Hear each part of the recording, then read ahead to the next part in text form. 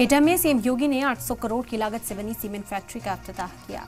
इस पर सीएम योगी ने एक बार फिर कांग्रेस और समाजवादी पार्टी पर जोरदार हमला बोला।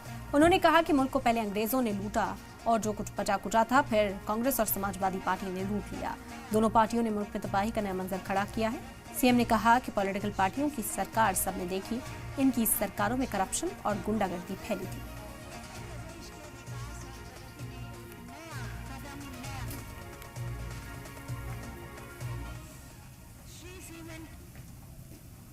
पहले जब हम 17वीं सदी में जाते हैं, 17वीं 18वीं सदी में यह देश दुनिया की नंबर 1 की अर्थव्यवस्था थी।